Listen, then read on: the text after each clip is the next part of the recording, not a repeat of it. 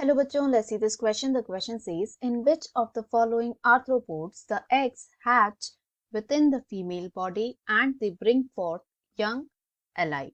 तो क्वेश्चन हमसे पूछा है, यहाँ जो चार ऑर्गेनिज्म दिए हैं दैट इज अरेनियस, मैक्रोब्रेकियम, बूथस एंड लेपिस्मा, इसमें से कौन सा जो ऑर्गेनिज्म है जिसमें जो एग्स हैं वो फीमेल बॉडी में ही हैच हो जाते हैं एंड जो यंग वंस हैं वो अलाइव बर्थ लेते हैं? तो क्वेश्चन के लिए जो हमारा की कॉन्सेप्ट रहेगा, it is going to be reproduction in arthropods. तो यहाँ पर हम वो सारे तरीके देखेंगे जिससे आर्थ्रोपोड्स में रिप्रोडक्शन हो पाता है। तो यदि हम नॉर्मल कंडीशंस में देखें तो हमें दो तरीके का रिप्रोडक्शन देखने को मिलता है। First is oviparous. इस तरह के रिप्रोडक्शन में जो फीमेल है वो एग्स ले करती है जो कि हैच होते हैं एंड फिर इसमें से जो यंग वंस हैं वो बाहर आते हैं।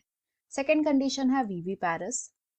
तो इस तरह के रिप्रोडक्शन में क्या होता है, जो यंग वन है या फिर जो एम्ब्रियो है इसका डेवलपमेंट होता है फीमेल बॉडी के अंदर ही एंड जब डेवलपमेंट कंप्लीट हो जाता है तब जो यंग वन है ये बर्थ लेता है, that is it comes out alive.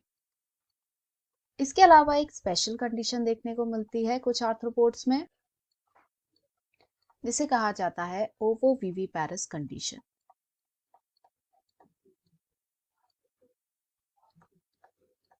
तो इस कंडीशन में क्या होता है, जो एग है या फिर जो एम्ब्रियो का डेवलपमेंट होना होता है ये होता है फीमेल बॉडी के अंदर ही, as well as development complete होके ये जो एग है ये हैच भी हो जाता है inside the body and hatch होने के बाद ही जो यंग वन है उसका बर्थ होता है, that is it comes out alive.